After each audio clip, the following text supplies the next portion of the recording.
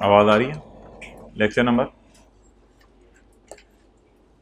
28, 27 दिनों का साथ हमारा ख़त्म होने को है। आज 28वां दिन शुरू हो चुका है और आप हजरात रोज़ाना का रोज़ाना याद करके लिख भी रहे हैं और हर चैप्टरों के एंड पे निदामत के आंसू बहाने की बजाय खुशी में घर वालों को बता रहे हैं कि ये चैप्टर मैंने साथ साथ याद किया। अम्मी मेरे से बेशक सुन लें आप, ये जज्बा चलाता है बंदे को। Okay, page 55। हमारी बात चल रही थी एसोसिएट्स पर।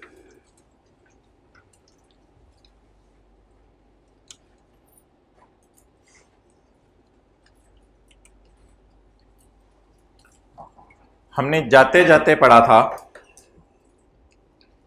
कि एक पार्टनर अगर अकेला पार्टनरशिप फर्म में 50 या उससे ऊपर परसेंटेज ओन कर ले तो वो पार्टनर और एओपी आपस में एसोसिएट होंगे। पार्टनर नेचुरल पर्सन होगा, एओपी ऑब्वियसली आर्टिफिशियल पर्सन है, यानी ये नेचुरल तो नहीं है, लेकिन पार्टनरशिप फर्म की एक फर्म के नाम से एग्जिस्टेंस तो है ना। फिर इसके बाद मोहतरम हमने पढ़ा था कि जरूरी नहीं कि कोई बंदा अकेला पार्टनरशिप फर्म में शेयर ओन करे। ऐसा भी हो सकता है कि कोई बंदा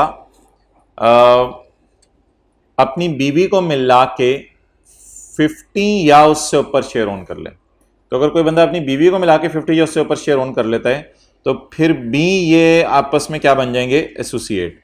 अब तीन रिलेशन जहां बनेंगे, रशीद और पार्टनरशिप फर्म भी एसोसिएट है, बानो और पार्टनरशिप फर्म भी एसोसिएट है, और रशीद और बानो तो मशहूर जमाना मियां बीवी होने की वजह से क्या है? एसोसिएट है। अब point D, that is not so important point, trust and any person who benefit under trust. एक दफा हमने ट्रस्ट की डायग्राम सी बनाई थी चैप्टर 4 में। कुछ लोग होते हैं ट्रस्ट में पैसा डालते हैं, कुछ एक्सपर्ट्स होते हैं, तो ये आपस में सारे क्या हैं? एसोसिएट। बस इससे ज़्यादा कोई इसकी सिग्निफिकेंस नहीं। पॉइंट ई,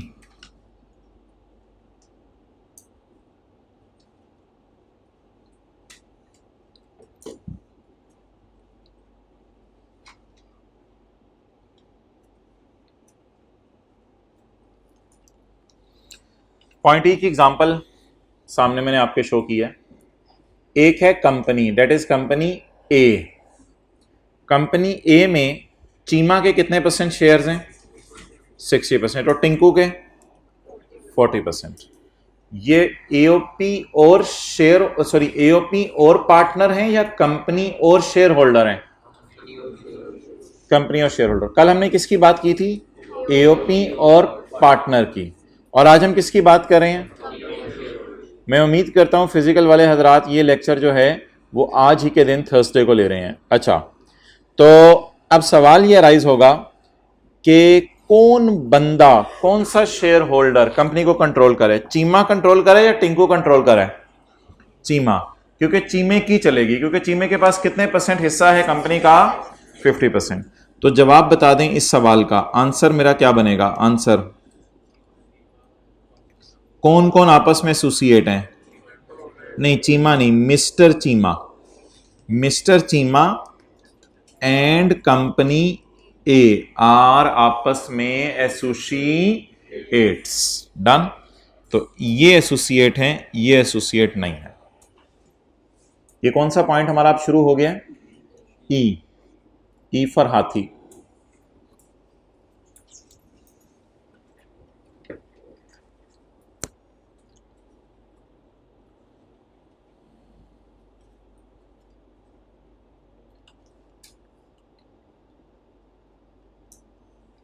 चलें जी, I hope you have noted it down. Am I right? No, I am not right. Okay. चलें अब आ जाएं।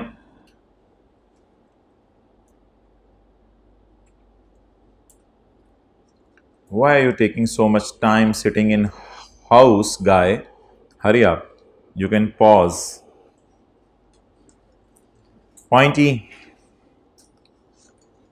अ shareholder in a company यानी चीमा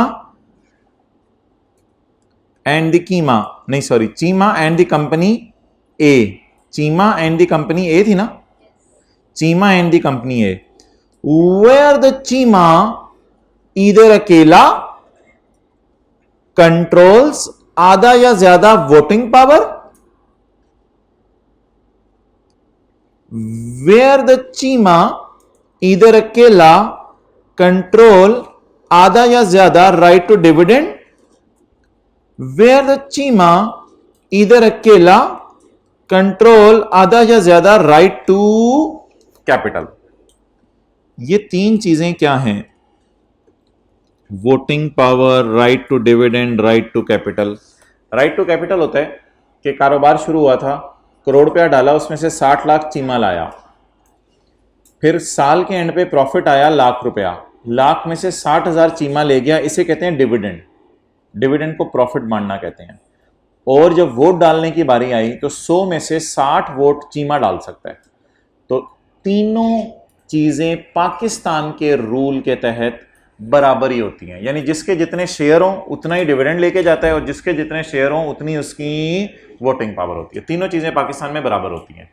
तो लेकिन लॉ मेकर ने और लिखा हुआ है दरमियान में, कहता है ये 50 या उससे ऊपर निकल जाए, या ये 50 या उससे ऊपर निकल जाए, या ये 50 या उससे ऊपर निकल जाए।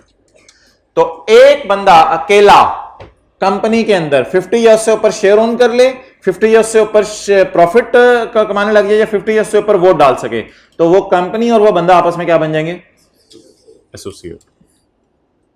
अच्छा, ये जरूरी नहीं है वो बंदा अकेला ही हो, टुगेदर विद बीवी हो सकता है। वो मिस्टर ए अकेला ओन, चीमा अकेला ओन ना कराओ तो चीमा की बीवी भी साथ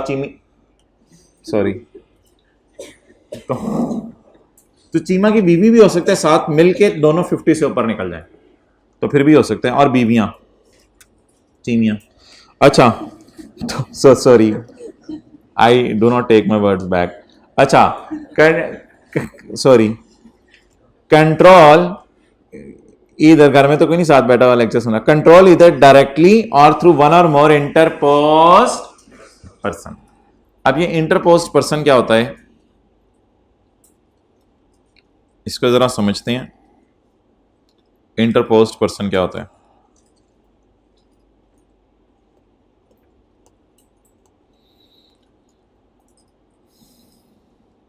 अच्छा जी, एक कंपनी है बाटा, देखें जूतों की तरफ अपने, एक कंपनी है बाटा, इसके 3 शेयर होल्डर हैं, एक है ए, दूसरा है बी, तीसरा है सी। ए ने कितने शेयर ओन किए हैं? 48%, बी ने 30%, सी ने 22%। ए बी के पास गया और ए ने बी से कहा मोहतरम मुझे थोड़े से शेयर चाहिए। बी ने कहा भाईजान आपको शेयर तो मिल जाएंगे, लेकिन मुझे पता है कि अगर मैंने आपको शेयर दे दिए तो आपने बी और सी के ऊपर चढ़ाई शुरू कर देनी है और आपके 50% से ऊपर शेयर निकल जाने हैं और बी और सी का कुछ भी नहीं बचना, और सी का तो चीमे का वैसे ही कीमा बन जाना है। तो मैं वैसे ही बात कर रहा हूँ, सारे माशाल्लाह अच्छी बरादरियों के हैं, सारे चीमे भी अच्छे हैं, सारे पराचे भी अच्छे हैं, सारे गुजर भी अच्छे हैं, ये बात अपनी जगह है। वैसी बात मुंह से कर रहा हूँ तो किसी और साइड पे ना ले जाया करें। अच्छा, कौन अच्छे हैं? और राजपूत भी अच्छे हैं। अच्छा, मुझे ये बता दें, अब मिस्टर ए की कोशिश है कि मैं किसी तरह 2-4% शेयर ले लूं ताकि मेरी कंपनी में चले, क्योंकि अगर ए के पास 51% शेयर आ जाते हैं, 52, 53 आ जाते हैं, तो जब भी बात चलेगी तो फिर ए की बात ऊपर होगी। समझ आ गई इस बात की? तो बी और सी से इसने रिक्वेस्ट की कि मुझे शेयर बेचो, बी और सी ने शेयर नहीं बेचे। इसने एक बंदा डाला बीच में, ए ने, जिसका नाम था मिस्टर डंकी।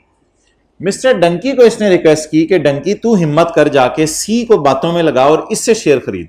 अब डंकी को तो नहीं पता था ये बंदा एक आए, तो मिस्टर सी ने अपने 4% शेयर बेच दिए मिस्टर डी को। तो मिस्टर सी के पास से 4% शेयर माइनस हो गए और मिस्टर डी के पास 4% शेयर प्लस हो गए। अब मिस्टर सी के पास सिर्फ कितने % शेयर रह गए हैं? 18%। अब आप मुझे बताएं, ये डी ने जो बंदा डाला है बीच में, इसको मैं कहूंगा 2 नंबर बंदा। कौन सा बंदा? 2 नंबर बंदा। 2 नंबर बंदा पता है आपको, यह बताने की जरूरत है? नहीं पता। 2 नंबर बंदा होता है खराब बंदा, इसको पैसे देके, रिश्वत देके इन्हें साथ में लाया। तो ए खुद ओन कर रहा है या बंदे को डाल के 50 से ऊपर पहुंच गया है? बंदे को डाल के 50 से ऊपर पहुंच गया है। अब ऐसी सूरत में भाईजान ए और कंपनी बाटा आपस में क्या बन जाएंगे? एसोसिएट। ये तो एसोसिएट नहीं है, ये भी नहीं है, डी की भी नहीं चल रही असल में। डी को तो मिस्टर ए थोड़ी थोड़ी देर बाद रिश्वत भेजता रहता है कि यार जो मैंने कहना है वही तूने कहना है, लेकिन बी और सी को शायद ये बात नहीं पता कि हमारे साथ हो क्या गई है। तो डी को क्या कहेंगे? Inter post person. बोलें जरा, पोज मार के बैठा हुआ है? नहीं नहीं नहीं नहीं, इंटर पोस्ट पर्सन।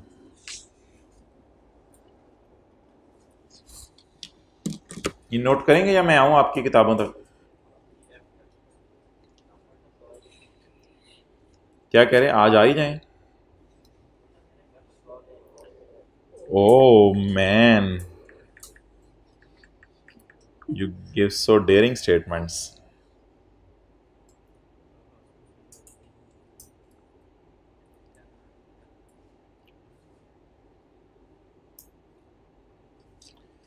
इंटरपोज का डिक्शनरी में मतलब उर्दू में मुदाखलत करना, यानी मुदाखलत करने के लिए इस बंदे को बीच में डाला है। साजिश कह दो आप। नॉन लाहौरी कितने हैं क्लास में? हाथ खड़ा करें। अच्छा, अब इनमें से कितने लोग कल आएंगे वो हाथ खड़ा करें। ज़बरदस्त यार, एक्सेलेंट जी। उधर से भी ज़बरदस्त, ब्लैक शर्ट, आखिर में कैप पहनी हुई भाई, ज़बरदस्त। हाथ हिला दो, आपने कैप पहनी हुई है, ज़बरदस्त। अच्छा जी, अच्छा आप माइक में बताने लगे हो, बोलो यार।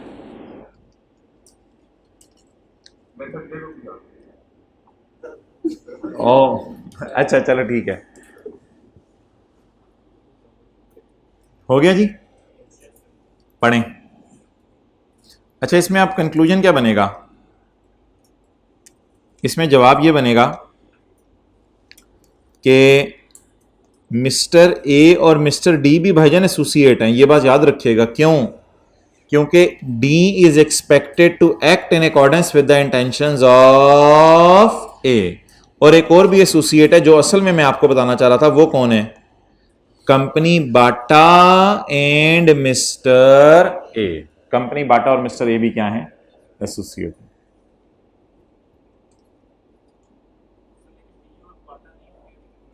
डी और बाटा को ना बनाओ, डी और बाटा को छोड़ो पड़े। ऐसी 4% उसने शेयर ऑन किए हैं। डी और ए तो है ना, वो पहला पॉइंट देखो पर, ये दो एसोसिएट मैंने बनाए हैं। पता हो ना पता हो, बस लॉ मेकर कह रहे हैं अब ये बन गए हैं, इररिस्पेक्टिव ऑफ द फैक्ट। अच्छा,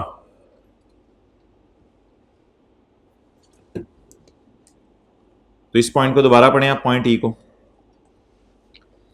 अ shareholder in a company यानी mister A, where he controls directly or through one or more interposed person. One डाले या मोर इंटरपोज डाले हैं? वन डाला है।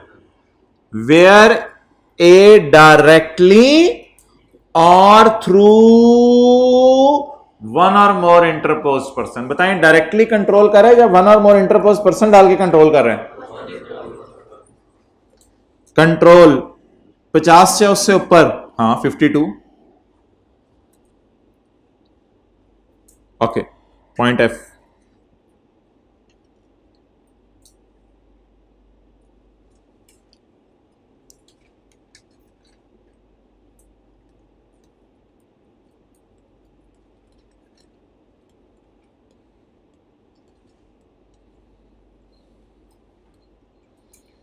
जी, जरा इसको स्टडी करें, स्ट्रक्चर को।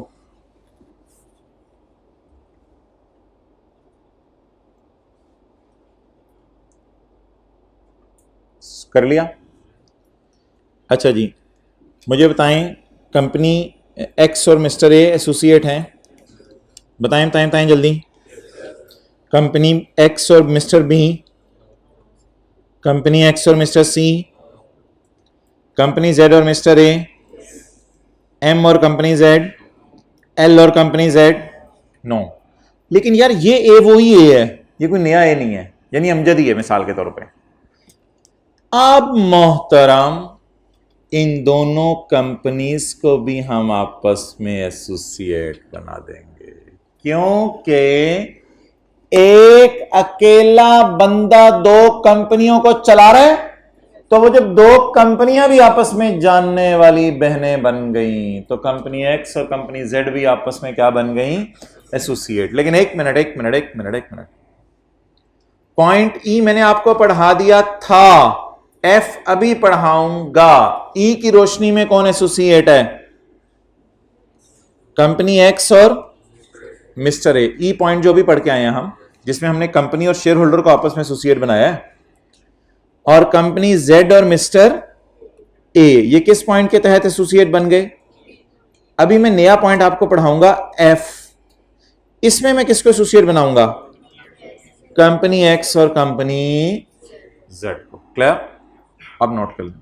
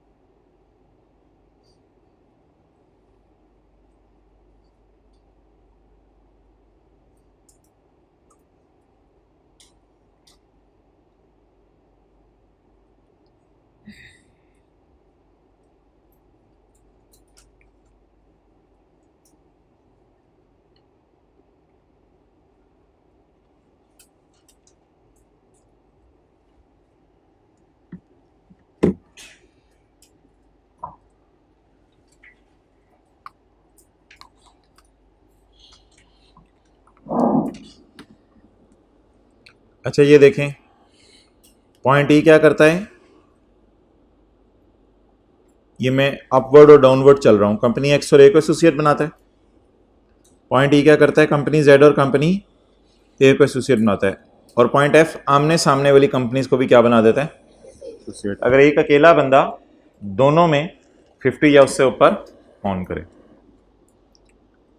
इसके लिए इस बंदे का सेम होना जरूरी है, मिस्टर ए का।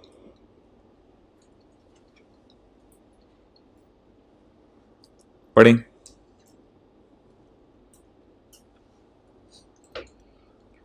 टू कंपनीज, दो कंपनीज आपस में क्या होंगी, associate. Where a person, mister A था, वेयर अ पर्सन इधर अकेला कंट्रोल आधा या ज्यादा of the voting power in both companies. Where a person इधर अकेला कंट्रोल आधा या ज्यादा of the right to dividend in both companies.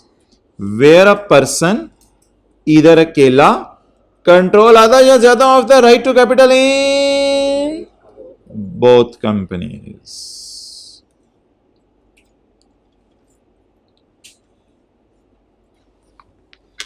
दोनों कंपनीज में ये शर्त है। तो ये दो कंपनीज आपस में क्या बन जाएंगी, एसोसिएट। और ये जरूरी नहीं है कि ये अकेला हो सकता है अपनी बीवी के साथ मिलकर शेयर ऑन कर रहा हो, टुगेदर विद बीवी और बीवियां, बीवी के साथ मिलकर शेयर ऑन कर रहा हो, बच्चे भी हो सकते हैं एसोसिएट में। और हो सकता है ये कंट्रोल डायरेक्टली कर रहा हो, या हो सकता है क्या डाल के कर रहा हो, बीच में इंटरपोज पर्सन डाल के कंट्रोल कर रहा हो। They all will be considered as बोले एसोसिएट्स।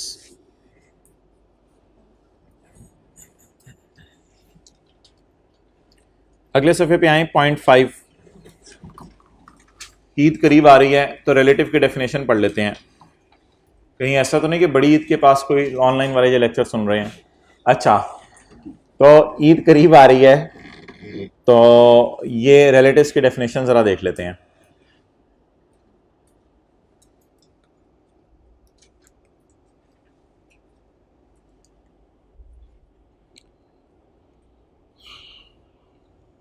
हमारी डिस्कशन का महवर है एक लड़का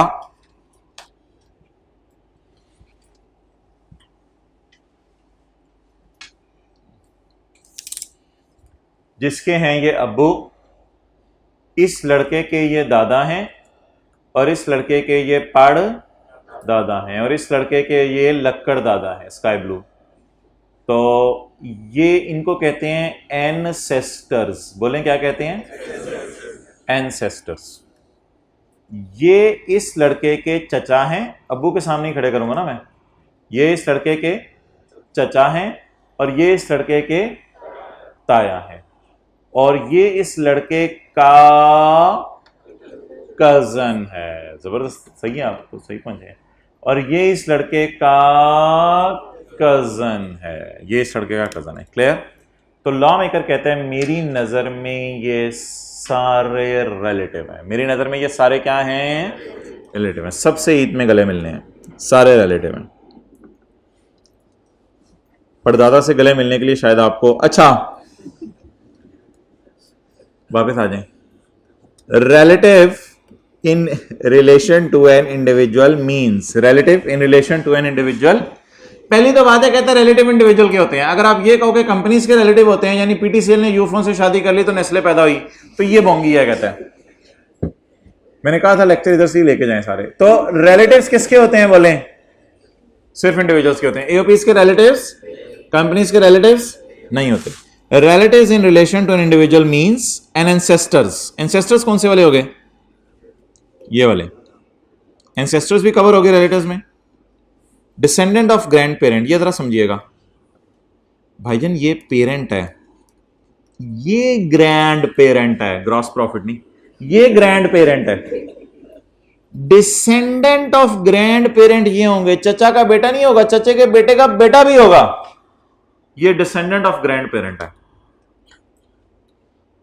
ये ग्रैंड पेरेंट है और ये डिसेंडेंट ऑफ ग्रैंड पेरेंट। और मुझे ये लाइन क्लोज नहीं करनी चाहिए क्योंकि डिसेंडेंट ऑफ ग्रैंड पेरेंट तो आते रहेंगे इंशाल्लाह। तो ये डिसेंडेंट ऑफ ग्रैंड पेरेंट, ये सारे भी हमारे क्या हैं? रिलेटिव। सब्जेक्ट मैटर कौन है? लड़का, जिसके लड़के की बात हो रही है। इस लड़के ने कोई बच्चा अडॉप्ट किया हुआ है, तो ये भी इस लड़के का क्या है? रिलेटिव है। या इस लड़के की बीवी ने कोई बच्चा अडॉप्ट किया हुआ है, तो ये भी इस लड़के का रिलेटिव है। Adopted child of the individual और ऑफ द बीवी ऑफ द इंडिविजुअल। और अब भाईजान यहां तक एक सवाल जहन में आया कि रोने की आवाज आपको आ रही होगी, बानो रो रही है कि मुझे क्यों नहीं रिलेटिव बनाया। ना तो मैं, बानो कहती है, ना तो मैं इंसेस्टर हूं तुम्हारी, बानो बीवी है इस लड़के की, ना मैं तुम्हारी कजन हूं कि descendant of any grand parent में गिर जाऊं, और ना मैं अडॉप्टेड चाइल्ड हूं, मैं तो तुम्हारी बीवी हूं। तो लॉ मेकर ने इस बात को एक्नॉलेज किया और बीवी को कहा तुम्हारे लिए सिर्फ एक अलग पॉइंट है, अब्बू और अम्मी के लिए अलग पॉइंट नहीं बनाया, और बीवी के लिए लॉ मेकर ने इतना जज्बाती हो गया अलग पॉइंट बना दिया। कहते हैं तुम्हारी बीवी, कहते हैं इस लाइन के साथ मैं और कुछ नहीं जोड़ूंगा, तुम्हारी बीवी। तुम्हारी क्या है? रिश्तेदार। रिश्तेदार, बड़ी बात बताई, तुम्हारी बीवी तुम्हारी क्या है? रिश्तेदार। तो सिर्फ बीवी के लिए एक अलग पॉइंट आया है पूरा लॉ में। बीवी के लिए ये वाला बुलेट आपने यूज करना है। क्लियर हो गया? नहीं, बुलेट से मुराद बुलेट पॉइंट्स में कह रहा हूं। अच्छा, अ स्पाउस ऑफ द इंडिविजुअल। और भाईजान इन सब की बीवियां,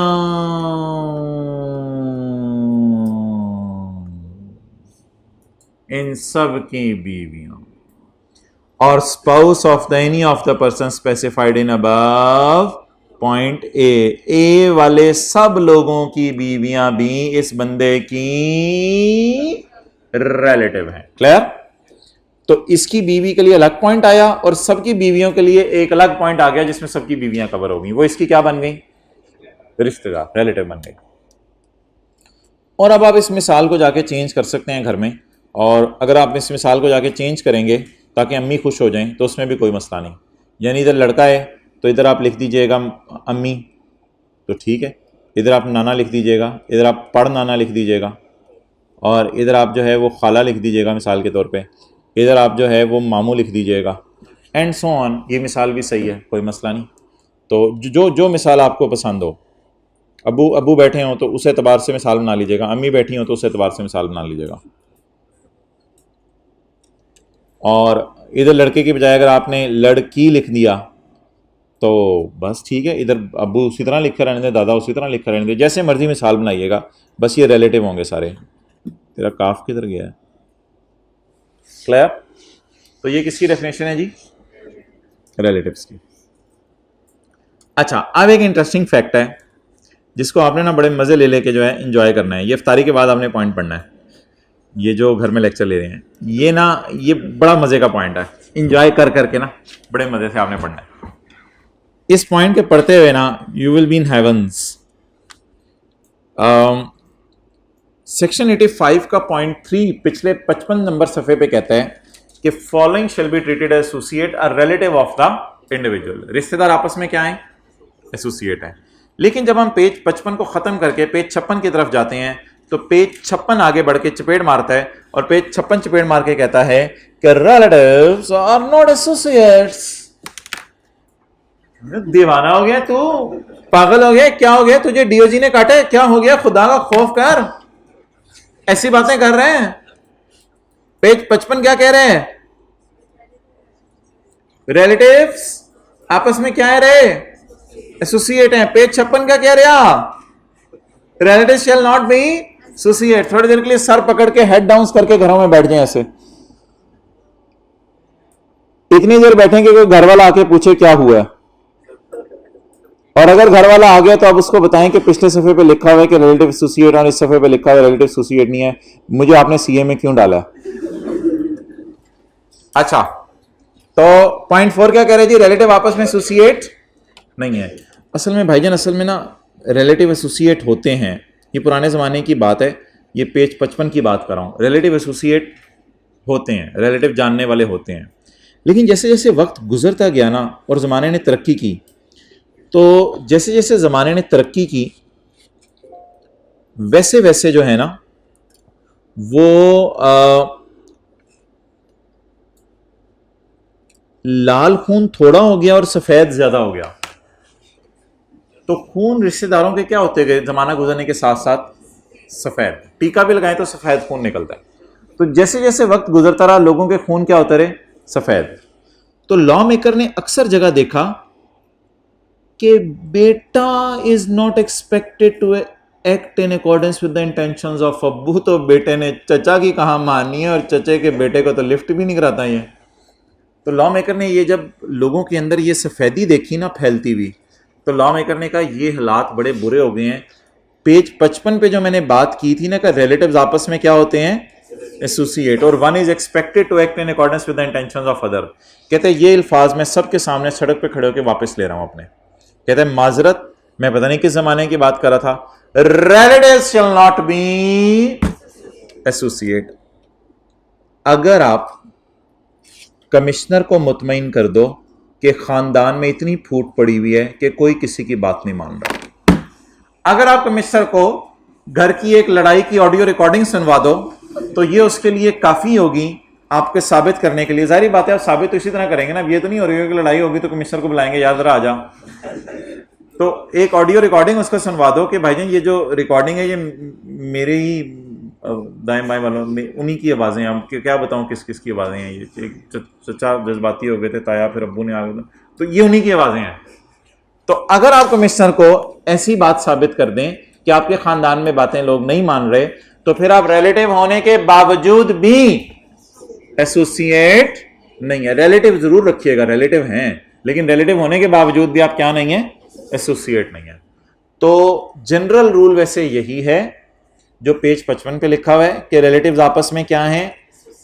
एक्सेप्शन ये है कि अगर आप कमिश्नर को साबित कर दें कि खानदान वाले एक दूसरे की बातें नहीं मान रहे, तो फिर ऐसी सूरत में कमिश्नर आपसे मुतमईन होकर आपको इजाजत दे देगा और कह देगा अब आप आपस में एसोसिएट नहीं है। क्लियर? ओके। अच्छा, अब ऐसा करें कि इन पिछले पेज 55 वाले ना सारे पॉइंट्स की हेडिंग्स बनाएं। पॉइंट ए में किसको एसोसिएट कहा जा रहा था? रिलेटिव्स को। अच्छा, बी में किसको कहा जा रहा था? पार्टनर्स को। पॉइंट ए में किनको एसोसिएट कहा जा रहा था? बी में पार्टनर्स को। सी में ना पार्टनर्स को नहीं कहा जा रहा था, पार्टनर एंड एओपी, यानी पार्टनर और उसकी एओपी, सी में इनको एसोसिएट कहा जा रहा था।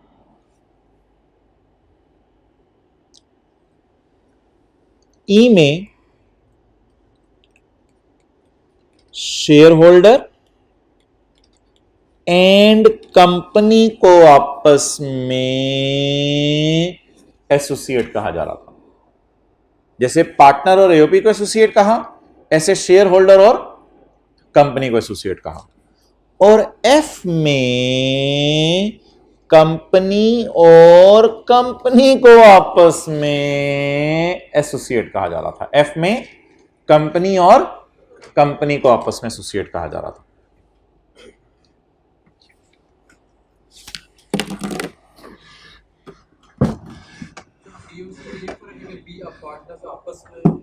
जी मैं बताता हूं। जो बी पॉइंट है ना, बी, वो बात करते हैं कि ये आपस में एसोसिएट हैं या नहीं। और जो सी पॉइंट है ना, वो बताते हैं कि ये और ये आपस में एसोसिएट हैं या नहीं। अच्छा, ये जो दो पॉइंट्स है ना, जो मैंने ग्रीन में हाईलाइट किए हैं, इनकी एक्सेप्शन अवेलेबल है अगले सफे पे, लेकिन ये जो सी डी ई एफ है ना, इनकी कोई एक्सेप्शन नहीं है। ये हर हाल में एसोसिएट है। सी डी ई एफ हर हाल में एसोसिएट है, लेकिन जो ए और बी है वो कब एसोसिएट बनेंगे, एक एक्सेप्शन अवेलेबल है अगले सफे पे। वो क्या है उसको पढ़ने से पहले जनरल रूल है, रिलेटिव्स आपस में क्या है, एक्सेप्शन अगले सफे पे ये है कि अगर कमिश्नर को आप साबित कर दें कि कोई किसी की बात नहीं मान रहा, तो फिर ये एसोसिएट। और यही एक्सेप्शन बी के लिए भी है, यही एक्सेप्शन बी के लिए भी है। बी के लिए भी यही एक्सेप्शन है। क्या?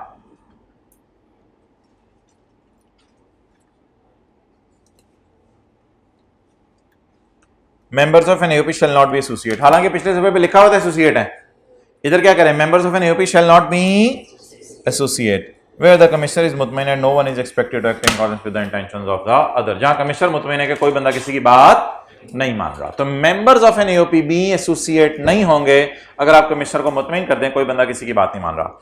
तो मोहतरम, ये जो मेरे पॉइंट्स है ना, सी डी ई एफ, इनमें कोई एक्सेप्शन नहीं है, ये हमेशा ही एसोसिएट है।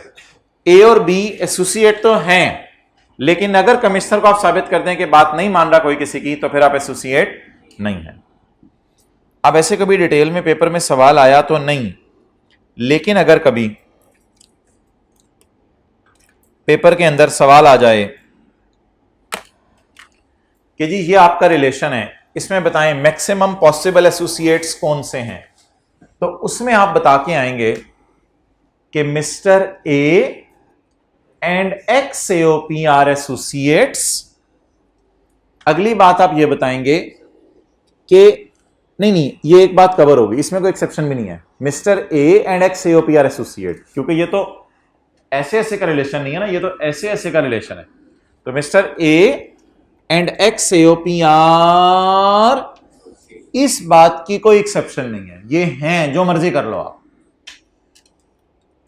लेकिन ये और ये आपस में एसोसिएट हैं या नहीं, ये और ये आपस में एसोसिएट हैं या नहीं, और ये आपस में एसोसिएट हैं या नहीं, ये इनको कहते हैं मेंबर्स ऑफ एन एओपी। ये और ये आपस में एसोसिएट हैं या नहीं, इसके बारे में आप पेपर में ये लिख के आएंगे कि A and B, B and C, and A and C are associates. However, if the commissioner is satisfied that no one is acting in accordance with the intentions of other, then these are not associate। असूली तौर पे इधर चार relation develop हो रहे हैं, चार। एक रिलेशन वो डेवलप हो रहा है जिसे मैं ग्रीन से हाईलाइट कर रहा हूं, ए और एओपी, ये तो मस्ट क्या है, एसोसिएट है। आगे ए और बी, ए और सी, या बी और सी, इसके बारे में आप लिख के आएंगे कि partners of an AOP are associates.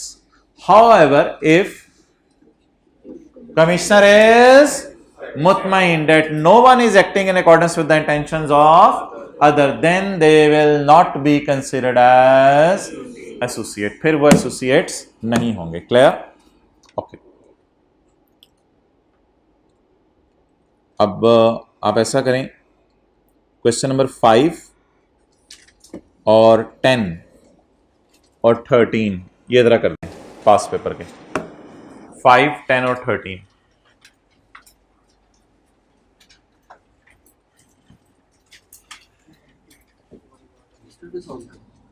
नहीं नहीं नहीं, बस पढ़ लो और देख लो इसमें जवाब में क्या देना है.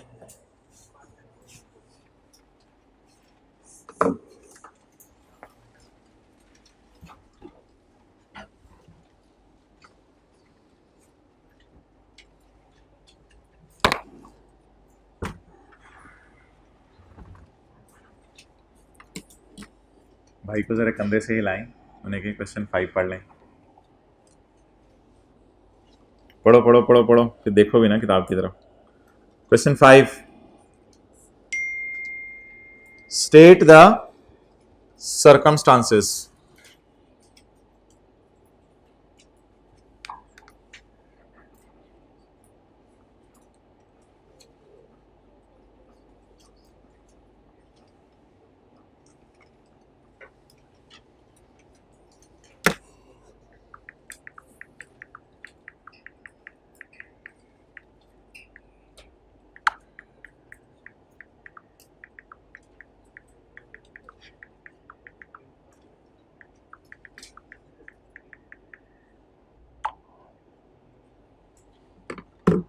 अच्छा जी, state the circumstances when two company shall be considered as associate. तो बताइए जी कौन सा पॉइंट लिख के आएंगे.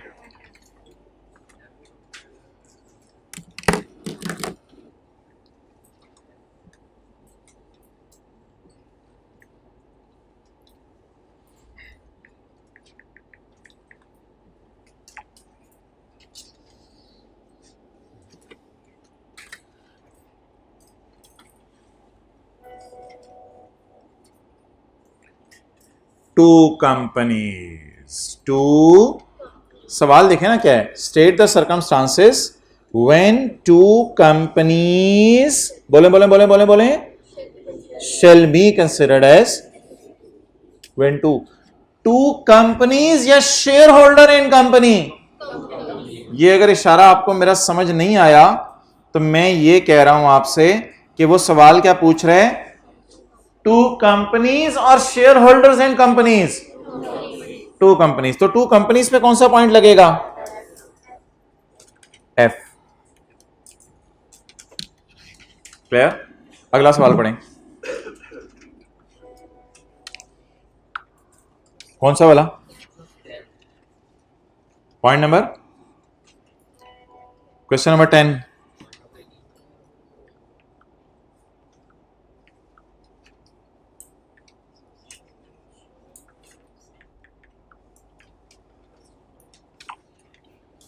Explain the term associates. भाईजान पहले इसका जवाब तो दें. Explain the term associates. Explain the term associates. Page आए 55 पे. पेज 55 पे आके point number,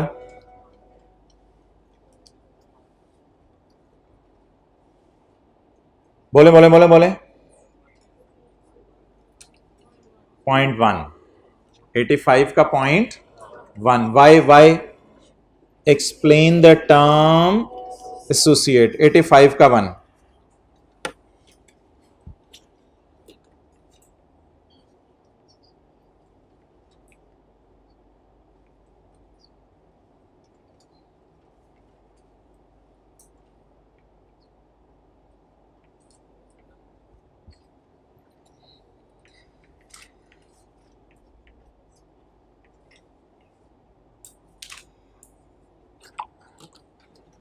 State the circumstances under which a shareholder in a company and the company may be regarded as associates. बताएं. Shareholder in a company and the company may be regarded as associate. बोले बोले बोले बोले बोले. Point number E. Clear. Next. Question 13 जागे जागे 13 question 13 जल्दी जल्दी जल्दी क्वेश्चन 13 करें।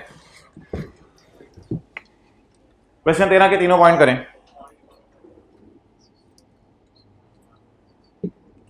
Under the provisions of income tax ordinance 2001 describe the following meaning of the term associate.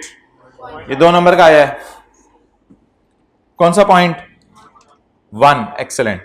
85 का 1 लिखें लिखें लिखें लिखें लिखें लिखें लिखें साथ साथ अटेंटिव रहें। 85 का 1 circumstances in which a member of an AOP and AOP may be regarded as associate। member of an AOP and AOP कौन सा पॉइंट? member of an AOP and AOP point C। Clear? 85 के 3 का C। Done. आगे situation in which member of an AOP may not be regarded as associate. Situation in which member of an AOP में, वली भाई सीधे होकर बैठे।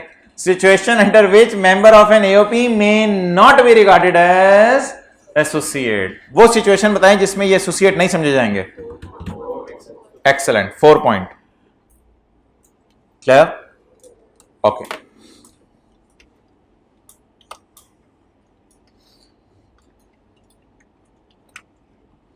अच्छा, बस आज एक छोटी सी ये डेफिनेशन इंडस्ट्रियल अंडरटेकिंग की पढ़ के मैं ख़त्म कर रहा हूँ, क्योंकि मैंने टैक्स क्रेडिट्स का चैप्टर आपको रिवाइज करवाना है। तो इंडस्ट्रियल अंडरटेकिंग की डेफिनेशन इसी पेज के ऊपर है, इसको पढ़ लें अटेंटिवली। इंडस्ट्रियल अंडरटेकिंग में ऑलमोस्ट वही चीज़ें हैं जो हमने कल पढ़ी थी, शायद आपको याद आ रहा हो। मैन्युफैक्चरिंग, शिप बिल्डिंग और वही सारी चीज़ें हैं। तो इंडस्ट्रियल अंडरटेकिंग क्या होती है? इंडस्ट्रियल अंडरटेकिंग भाईजान एक होती है फैक्ट्री। इंडस्ट्रियल अंडरटेकिंग क्या होती है जी? एक फैक्ट्री होती है। फैक्ट्री होने का मतलब यह है कि इंडस्ट्रियल अंडरटेकिंग जो है वो चीजें बनाएगी। चीजें क्या करेगी? बनाएगी। अब कौन कौन सी ऑर्गेनाइजेशन इंडस्ट्रियल अंडरटेकिंग हो सकती हैं, उनकी तरह पहले मैं लिस्ट आपके सामने एक्सप्लेन करने लगा हूं। Industrial undertaking means N undertaking, एक इदारा that is engaged in the manufacturing of goods or materials। कोई पंखे बना रहा है, कोई जो है एसी बना रहा है, कोई व्हाइट बोर्ड बना रहा है, ये सारे के सारे क्या समझे जाएंगे? इंडस्ट्रियल अंडरटेकिंग, यानी manufacturers. The processing of goods in a way which अच्छी खासी चेंजेस देयर ओरिजिनल कंडीशन। चीजों को ऐसे बदलना कि उनकी हालत बदल जाए, ये भी क्या होगा? Industrial undertaking. जहाज बनाना भी क्या होगा? Industrial undertaking. जनरेट करना, फिर कन्वर्ट करना और भेजना बिजली, जैसे वापडा वाले हैं, ये भी क्या होंगे? Industrial undertaking. माइन, कुएं से चीजें निकालना। ऑयल वेल, माइन से चीजें निकालना जैसे कोयला वगैरह, और कुएं से चीजें निकालना, ऑयल निकालना या कोई भी मिनरल डिपॉजिट्स निकालना, ये भी क्या होंगे? बोले industrial undertaking. Next, a person doing construction of building, a person doing construction of roads, आगे भी चल रहे हैं ना। a person doing construction of bridges and a person doing other such structures। कोई बिल्डिंग बना रहा है, कोई रोड बना रहा है, कोई ब्रिज बना रहा है, ये लोग भी क्या होंगे?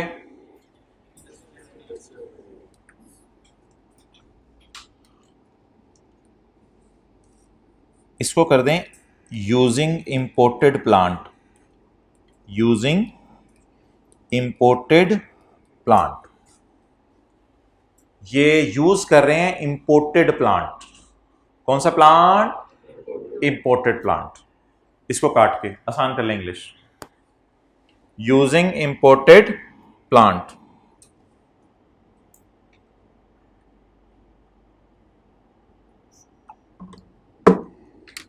ये मुझे आप सोच के बताएं अब कि ये जो लोग सड़कें बना रहे हैं, रोड बना रहे हैं, बिल्डिंग्स बना रहे हैं, ये सारे लोग हमारी नजर में इंडस्ट्रियल अंडरटेकिंग है या सिर्फ वो लोग इंडस्ट्रियल अंडरटेकिंग है जो इंपोर्टेड प्लांट यूज कर रहे हैं? आपने अक्सर देखा होगा चाइना की कंपनीज रोड्स बना रही होती हैं, या सी पैक का प्रोजेक्ट है, तो वो इंपोर्टेड प्लांट यूज कर रहे हैं बाहर से मंगवा के। अगर कोई लोकल प्लांट यूज कर रहा है, जिस तरह पाकिस्तान में आप चले जाएं, हर सड़क के ऊपर घर बन रहा होता है। अब जो हर सड़क पे घर बन रहा है तो वो इंपोर्टेड प्लांट तो यूज नहीं कर रहे। अगर वो कहें मैं बिल्डिंग बना रहा हूं और मुझे भी इंडस्ट्रियल टेकिंग कहो तो उनको इंडस्ट्रियल टेकिंग नहीं कहेंगे। तो जितने प्रॉपर्टी डीलर हैं, घर बना रहे होते हैं, उनको आपने इंडस्ट्रियल टेकिंग नहीं करना। जितने कॉन्ट्रैक्टर हैं पाकिस्तान के, उनको आपने इंडस्ट्रियल टेकिंग नहीं करना अनलेस कि वो क्या यूज कर रहे हो, इंपोर्टेड प्लांट। और ये लॉ की प्रोविजन किस साल आई थी?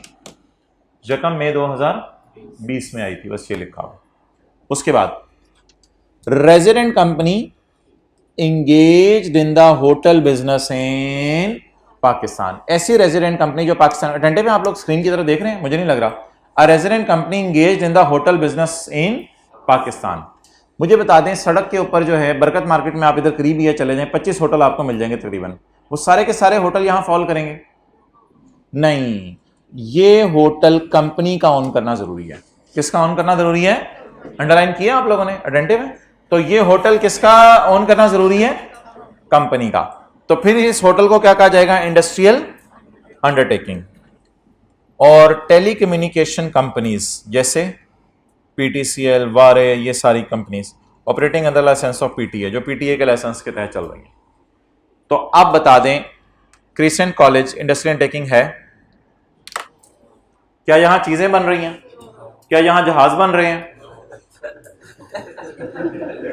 यार आप खुद हंसे हो। अच्छा, क्या यहां बिजली प्रोड्यूस हो रही है? क्या यहां पे सड़कें बन रही हैं? क्या यहां पर, क्या ये होटल है? क्या ये टेलीकम्युनिकेशन कंपनी है? अच्छा, डॉक्टर्स हॉस्पिटल, डॉक्टर्स हॉस्पिटल यहां फॉल करेगा? वो मैन्युफैक्चरिंग कर रहे हैं। डॉक्टर्स हॉस्पिटल में जहाज बनते हैं, डॉक्टर्स हॉस्पिटल में बिजली बनती है, डॉक्टर्स हॉस्पिटल के अंदर कुआं है जहां से तेल निकलता है, डॉक्टर्स हॉस्पिटल के अंदर जो है वो बिल्डिंग्स बन रही हैं। डॉक्टर्स, वो बिल्डिंग तो बन रही होगी, वो कोई दूसरा बना के दे रहा होगा इनको। तो डॉक्टर हॉस्पिटल के कोई होटल है? डॉक्टर हॉस्पिटल कोई पीटीए का अप्रूव्ड इदारा है? बिल्कुल भी नहीं। तो जो चीज भी इनमें फॉल नहीं करेगी वो इंडस्ट्रियल टेकिंग नहीं है। आपके मोहल्ले के अंदर एक जनरल स्टोर है, क्या वो मैन्युफैक्चरिंग कर रहे चीजें? वो तो खरीद के बेच रहे हैं। क्या वो जहाज बना रहे? नहीं, वो तो चीजें खरीद के बेच रहे हैं। क्लियर? ग्राहकों को जहाज नहीं बना रहा, इसी बात नहीं सोचनी। क्लियर होगी? अच्छा,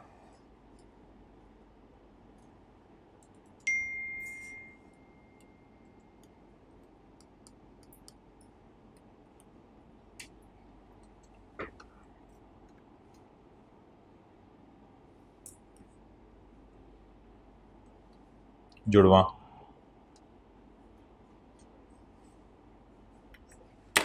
कितने एम्प्लॉयज हैं ऑर्गेनाइजेशन के पास? 8। 1 2 3 4 5 6 7। लॉ मेकर कहते हैं आप इंडस्ट्रियल अंडरटेकिंग नहीं हो। इंडस्ट्रियल अंडरटेकिंग वो होती है जिसमें कम से कम 10 एम्प्लॉयज हो, जिसमें कम से कम, हाँ, अगर आप कहते हैं कि भाईजान हमारे पास जो है वो 100 एम्प्लॉयज हैं तो कोई मसला नहीं, तो फिर खैर है, तो कोई मसला नहीं। कम से कम कितने एम्प्लॉयज होने चाहिए? 10। कम से कम कितने एम्प्लॉयज होने चाहिए? 10। 10 से ज्यादा हो सकते हैं, 10 से कम ना हो।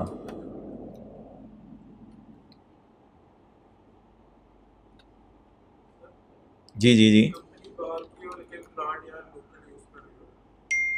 नहीं है फिर बेनिफिट अवेलेबल। अच्छा, अब पढ़ लें भाई, पॉइंट 1 पढ़ लें जल्दी से।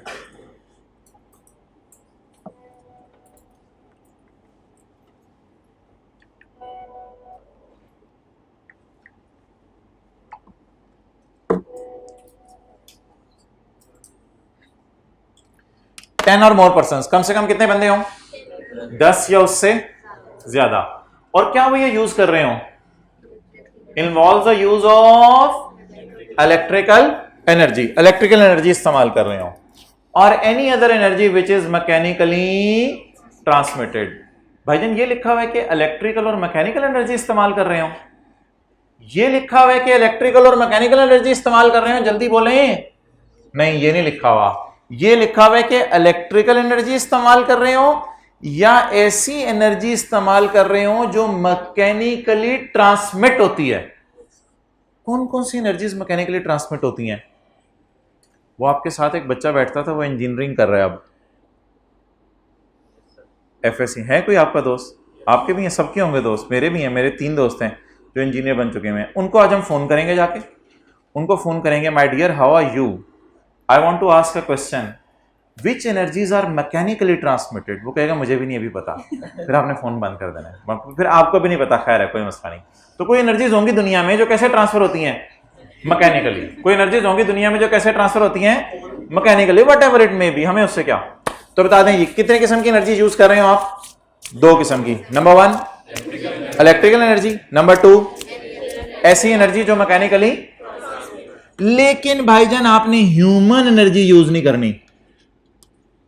ह्यूमन एनर्जी का यह मतलब है कि आपने ऐसे गांव के अंदर जाके फैक्ट्री खोली जहां इलेक्ट्रिकल एनर्जी है ही नहीं और मैकेनिकली ट्रांसमिट होने वाली एनर्जी भी नहीं है।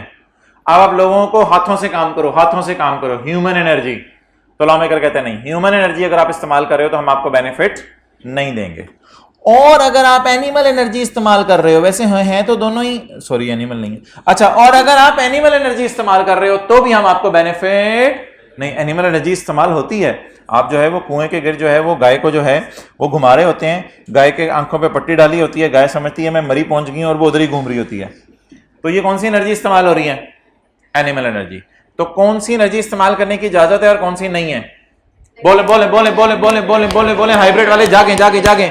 इलेक्ट्रिकल एनर्जी और ऐसी एनर्जी जो मैकेनिकली ट्रांसमिट होती है। और कौन सी एनर्जी इस्तेमाल करने की इजाजत नहीं है, ह्यूमन एनर्जी इस्तेमाल करने की इजाजत नहीं है और एनिमल एनर्जी इस्तेमाल करने की इजाजत नहीं है। लेकिन अगर आप ज्यादा जिद करते हैं कि मेरे पास है ही सिर्फ ह्यूमन और एनिमल एनर्जी और हमारे इलाके में लाइट नहीं आती, तो लॉ मेकर कहता है कोई नहीं भाइयों, नंबर ऑफ एम्प्लॉइज को 20 कर लो, नंबर ऑफ एम्प्लॉइज पर बढ़ा लो, कम से कम कितने बंदों को नौकरी दो, 20 से ज्यादा बंदों को अगर नौकरी दो और तुम ह्यूमन या एनिमल एनर्जी भी इस्तेमाल कर लो तो भी मेरी नजर में कोई मसला नहीं है। ओहो, 20 or more persons and does not involve the use of bijli, बिजली नहीं इस्तेमाल करे, आ ही नहीं रही, does not involve the use of bijli or any other energy which is mechanically transmitted and as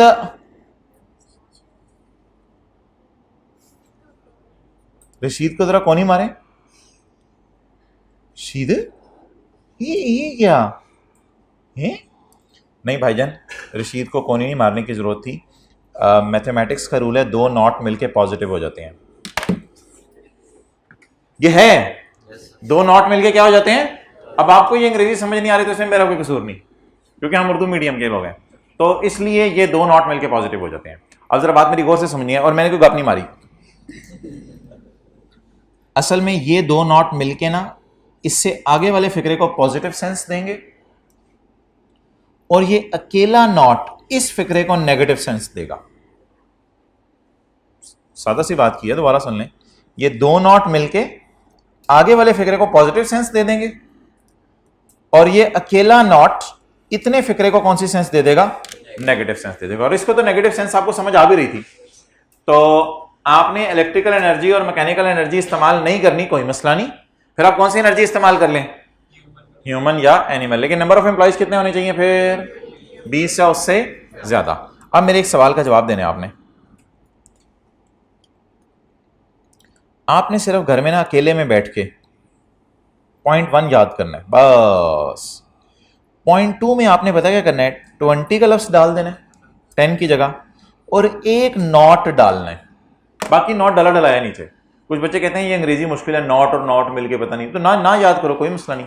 point 1 याद कर लो और 2 कैसे लिख देना, ये 2 सर्कल जो डाले हैं 10 की जगह 20 लिख देना और एक नॉट यहां पे डाल देना, बस। कॉन्सेप्चुअली आपको बात समझ आ गई है, कॉन्सेप्चुअली मुझे मसला नहीं। अंग्रेजी याद करने में जिनको मसला है वो इन 2 चीजों को सर्कल लगा लें, 20 को और नॉट को।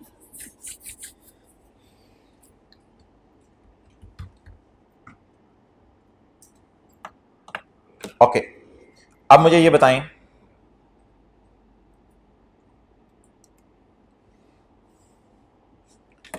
ये दोनों इंडस्ट्रियल अंडरटेकिंग है,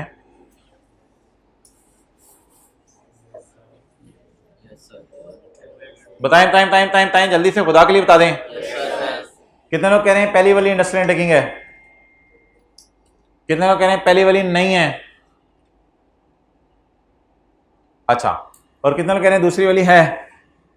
अच्छा यार, ये पहली वाली भी है और दूसरी वाली भी है, वजह सुने क्यों यार, इधर लिखा हुआ है 10 और मोर, 10 to 20 नहीं लिखा हुआ, 10 और मोर का मतलब है चाहे 11 हो, चाहे 12 हो, चाहे 13 हो, चाहे 14 हो, चाहे 20 हो, चाहे 21, 22, 23, बल्कि आप बिजली इस्तेमाल करें 100 बंदों को नौकरी पे दें, हुकूमत तो खुश होगी।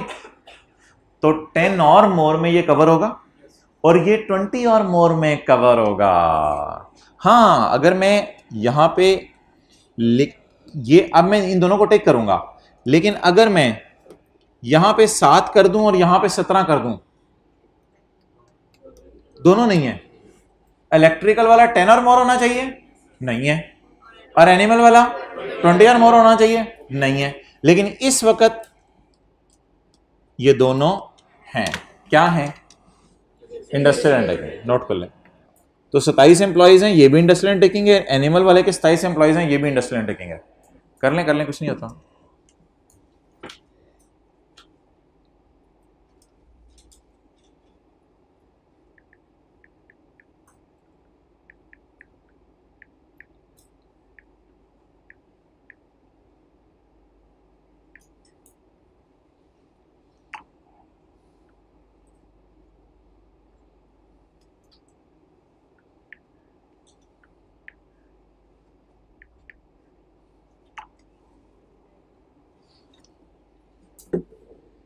क्लियर?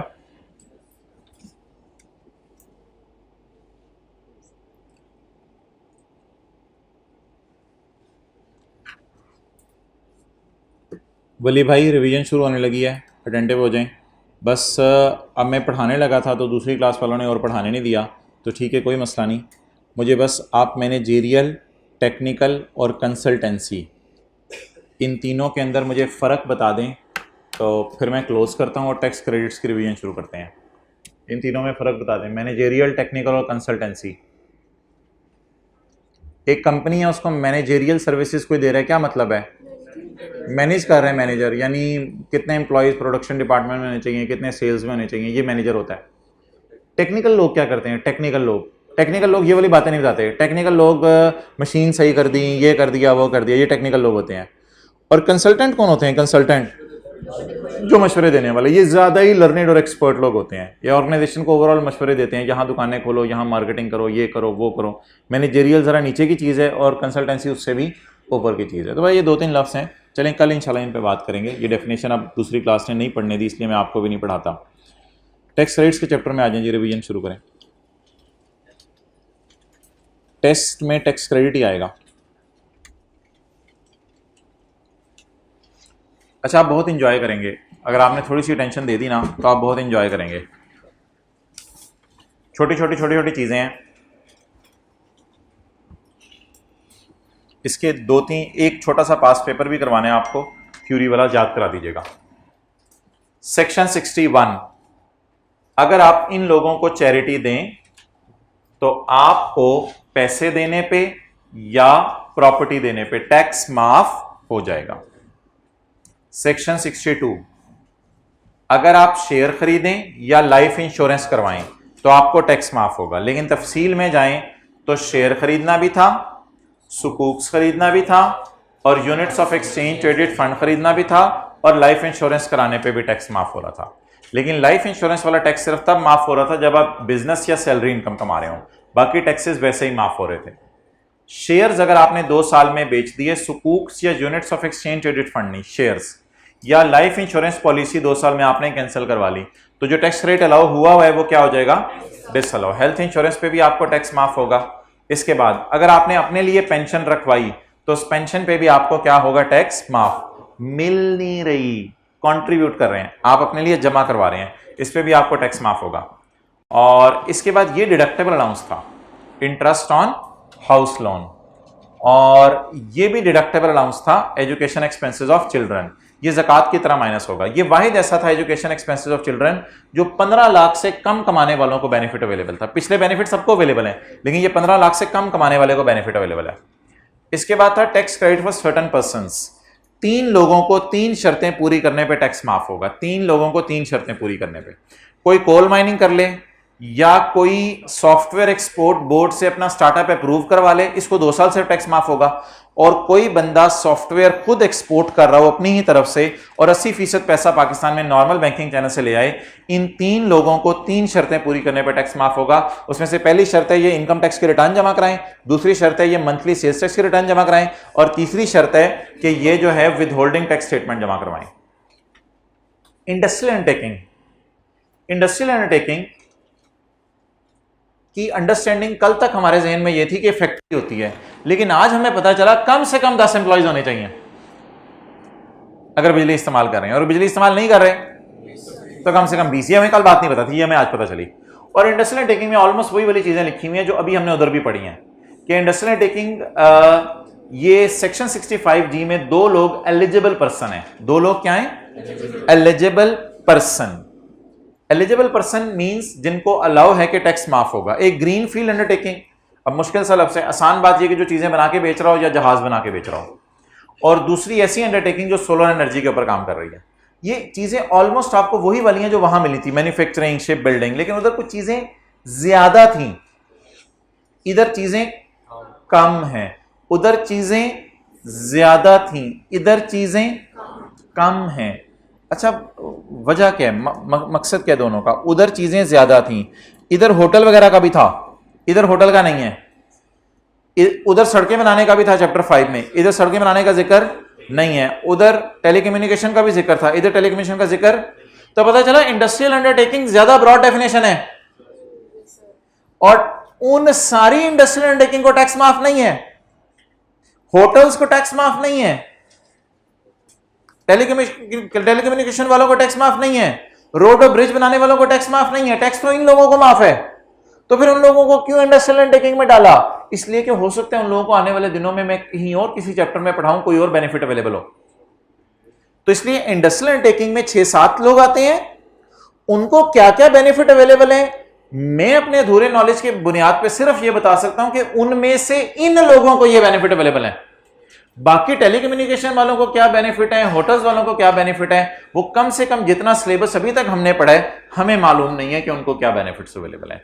तो industrial undertaking is a very broad definition जिसमें 6-7 चीजें आती हैं। उनमें से 2-3 किस्म के लोगों को हमने इधर क्या माफ किया है? टैक्स माफ किया।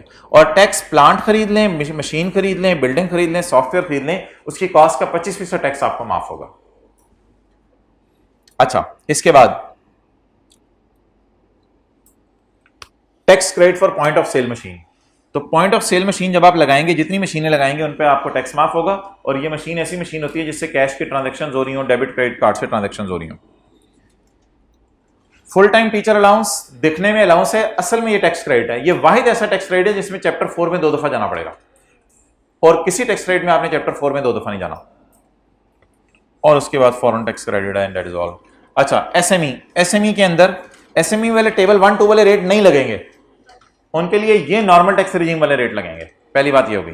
दूसरी बात, एसएमई जो है उसका अगर टैक्स कम हुआ तो उसका ऑडिट होगा, और अगर उसका टैक्स डिवाइडेड बाय सेल की रेशियो ज्यादा हुई तो उसका ऑडिट नहीं होगा। वुमेन एंटरप्राइज चाहे इंडिविजुअल हो, चाहे एओपी हो, चाहे कंपनी हो, इसको हर साल 25% टैक्स माफ होगा, लेकिन टैक्स टेबल 1 और 2 के मुताबिक निकलेगा। इनके लिए अलग रेट नहीं है, टैक्स टेबल 1 और 2 के मुताबिक निकलेगा। Okay, now I am asking you very important question, may you answer it. Interest on house loan, ये तो प्रॉपर्टी के चैप्टर में हमने पढ़ा था, खर्चा है ये। इंटरेस्ट ऑन हाउस लोन तो माय डियर प्रॉपर्टी के चैप्टर में हमने खर्चा पढ़ा था।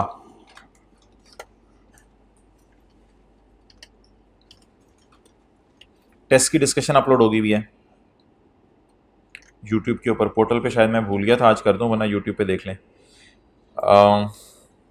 कौन सा चैप्टर में कह रहा था? प्रॉपर्टी किधर है? ये वाला, ये अदर सोर्स है, ये है प्रॉपर्टी। भाईजान प्रॉपर्टी में आपको पता है हमने पढ़ा था interest on house loan minus करने की जरूरत है। ई एफ और जी पॉइंट इकट्ठा, तीनों एक ही बहनें, ई एफ और G point, interest on house loan इधर माइनस करने की जरूरत है। और ये चैप्टर क्या कह रहा है कि भाईजान आप डिडक्शन माइनस ना करो, आप डिडक्टेबल अलाउंस के तौर पर माइनस कर लो। ये टैक्स क्रेडिट्स का चैप्टर है। अब मेरा आपसे सवाल ये है, मैंने दूसरी क्लास वालों से भी पूछा था कि एक बंदा सैलरी कमा रहा है, बिजनेस भी कर रहा है। ओ देखें इधर, बड़ी इंपॉर्टेंट बात हो रही है। एक बंदा सैलरी कमा रहा है, बिजनेस इनकम भी कमा रहा है और प्रॉपर्टी इनकम भी कमा रहा है। प्रॉपर्टी इनकम में gross rent minus repair allowance minus insurance minus ground rent minus interest on house loan minus करके यहां फिगर आएगी, टोटल इनकम आ जाएगी। टोटल इनकम में से आप डिडक्टेबल अलाउंसेस आपको बताएं माइनस करते हैं, ज़कात, इंटरेस्ट ऑन हाउस लोन अब और एजुकेशन एक्सपेंसेस ऑफ चिल्ड्रन। अब मेरा आपसे सवाल यह है कि क्या इंटरेस्ट ऑन हाउस लोन यहां डिडक्शन के तौर पे माइनस करूं या यहां डिडक्टेबल अलाउंस के तौर पे माइनस करूं? इज इट अ डिडक्शन और is it A deductible allowance? उस पूरी क्लास में तकरीबन 70 बच्चे बैठे हुए थे, एक बच्चे ने जवाब दिया था सही, एक बच्चे ने। डिडक्शन भी है, अभी प्रॉपर्टी के चैप्टर में दिखा के आए हूं आपको, डिडक्शन भी है, दिखा के नहीं आया प्रॉपर्टी के चैप्टर में? डिडक्शन क्यों नहीं बोल रहे आप? प्रॉपर्टी के चैप्टर में हाँ डिडक्शन अलाउड है।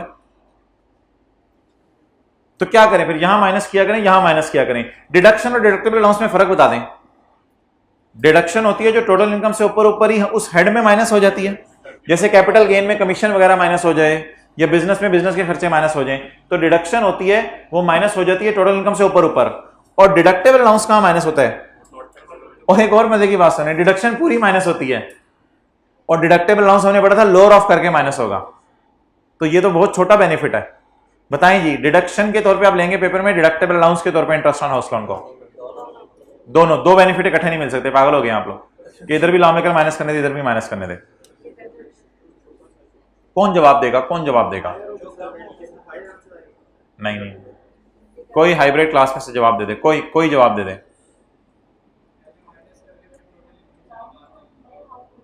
क्या चीज, दोबारा बोलें। ठीक है ठीक है। अच्छा, अब मोहतरम आपने गौर से सुनना है। ये मैंने आपके सामने डेटा लिखा है, अब शायद आप किसी नतीजे पे पहुंच जाए।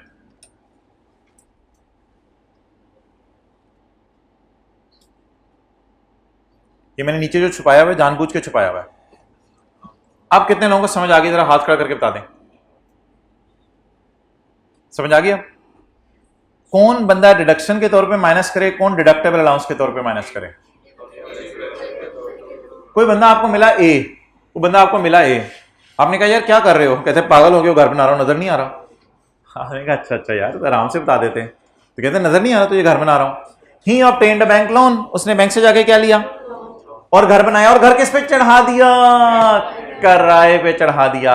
क्या इसकी इनकम्स में इनकम फ्रॉम प्रॉपर्टी आपको नजर आ रही होगी? अगला बंदा आपको थोड़े से 2 गली छोड़ के एक और मिला, आपने पूछा मिस्टर बी आप क्या कर रहे हो, उसने चपेड़ मारा, उसने कहा नजर नहीं आ रहा, तो घर बना रहा हूं मैं। तो he obtained a bank loan for house and he is living in house himself, और घर में खुद रह रहे। अब क्या ये किराए पे दे रहे किसी को? तो क्या ये इनकम फ्रॉम प्रॉपर्टी कमा रहा होगा? बोले बोले बोले, नहीं कमा रहा होगा, क्योंकि ये घर किराए पे नहीं दिया है किसी को। अब भाईजान ये बंदा क्या करेगा? ये तो इनकम फ्रॉम प्रॉपर्टी अर्न कर रहा है ना, तो ये डिडक्शन के तौर पे माइनस करेगा। और ये बंदा नॉट अर्निंग इनकम फ्रॉम, तो ये किसके तौर पे माइनस करेगा? डिडक्टेबल अलाउंस के तौर पे। तो असूल बस सादा सा है, घर जो आपने बनाना है वो अगर किराए पे चढ़ाना है तो फिर मेरे ख्याल से बड़ा बेनिफिट लें। देख लें, एक सेकंड इधर देख लें, अगर घर किराए पे चढ़ा दिया है तो फिर प्रॉपर्टी इनकम आपके न्यूमेरिकल में आ रही होगी, फिर वहां माइनस कर दीजिएगा, फिर यहां माइनस ना कीजिएगा। और अगर घर किराए पे नहीं चढ़ाया, इसका मतलब है घर के लिए लोन तो लिया लेकिन किराए पे नहीं चढ़ाया, तो फिर क्या कर रहे हैं उसमें? वो वही कर रहे हैं जो पूरी दुनिया के लोग करते हैं, खुद रह रहे हैं। जब खुद रह रहे हैं घर में तो इनकम प्रॉपर्टी तो इसकी है नहीं। हाँ, कारोबार कोई करता होगा, सैलरी की नौकरी करते होगा, हम लोग सैलरी भी कमाते हैं और घर भी आपको पता है लोन लेके बनाते हैं। तो ऐसे बंदे के लिए फिर हम डिडक्टेबल अलाउंस के तौर पे माइनस कर देंगे। क्लियर? चलें नोट।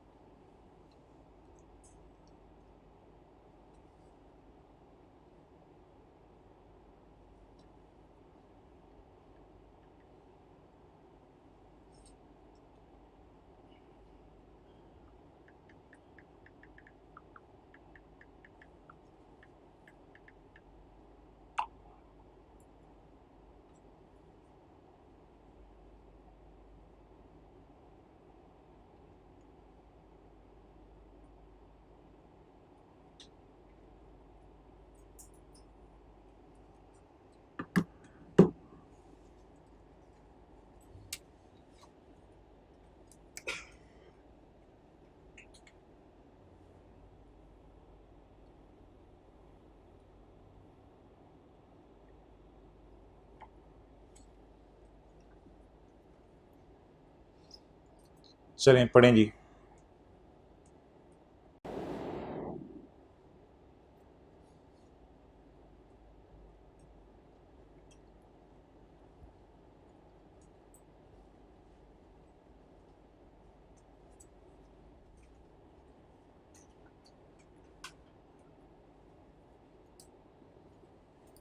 जो बंदा इनकम प्रॉपर्टी कमा ले वो पूरा माइनस कर ले, और जो बंदा इनकम प्रॉपर्टी ना कमाए वो डिडक्टेबल अलाउंस माइनस करे। डिडक्टेबल अलाउंस पूरा माइनस नहीं होता, वो 3 में से लोअर फिगर माइनस होती है। चलें जी छुट्टी, ये सवाल कर दें मुझे। और 1 मिनट यार, क्वेश्चन 8 पढ़ें। अब आप सवाल पूछ लो। क्वेश्चन 8 इस चैप्टर के पास पेपर का, पेज 79।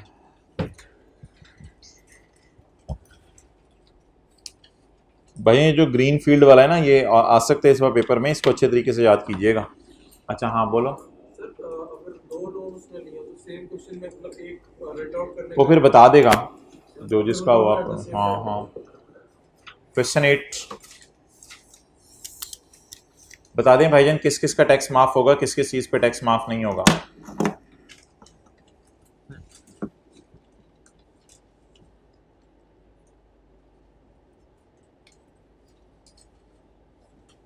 अशरफ जी, भाईजान टैक्स माफ होगा पहले पे जल्दी बताएं। होगा नहीं होगा? होगा टैक्स माफ, होगा टैक्स माफ।